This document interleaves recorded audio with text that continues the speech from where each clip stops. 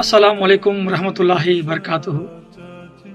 மறுமையில் நாம் அல்லாஹுடைய தூதர் ஸல்லல்லாஹு அலைஹி வஸல்லம் அவர்களோடு இருக்க வேண்டும் என்றால் நாம் என்னென்ன அமல்கள் செய்ய வேண்டும், என்னென்ன பண்புகள் நம்மிடத்தில் இருந்தால் நாம் மறுமையில் அல்லாஹுடைய தூதரோடு இருக்க முடியும், எந்த அமல் செய்தால், எந்த செயல் செய்தால், எந்த நற்செயல் செய்தால் மறுமையில் அல்லாஹ்வுடைய ரசூலோடு இருக்க முடியும் என்பதற்கு நபிகளாயும் நிறைய செய்திகள் நம்மகிட்ட சொல்லியிருக்கிறாங்க.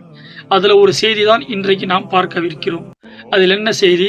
நபிகள் நாயகம் ஸல்லல்லாஹு அலைஹி வஸல்லம் அவர்கள் சொன்னதாக திருமீதி நூலிலும் அகமது நூலிலும் வரக்கூடிய ஒரு செய்தி.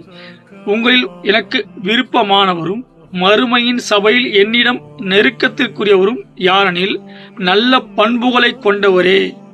என்ன சொல்றாங்க? நல்ல பண்புகளை கொண்டவர் தான் மறுமையில் சொர்க்கத்தில் என்னோடு இருப்பீர்கள். நல்ல குணம் கொண்டவர்கள். எந்த மாதிரி குணம்? நற்குணத்திற்குரியவர்களா இருக்க வேண்டும், நல்ல பண்புகளை கொண்டவராக இருக்க வேண்டும். பொறாமை எண்ணம், குரோத எண்ணம், இந்த மாதிரி எண்ணங்கள் இல்லாமல் நல்ல பண்புகளை நம்மோடு வளர்த்து கொண்டால் நாம் மறுமையில் அல்லாஹ்வுடைய தூதரோடு இருக்கலாம்.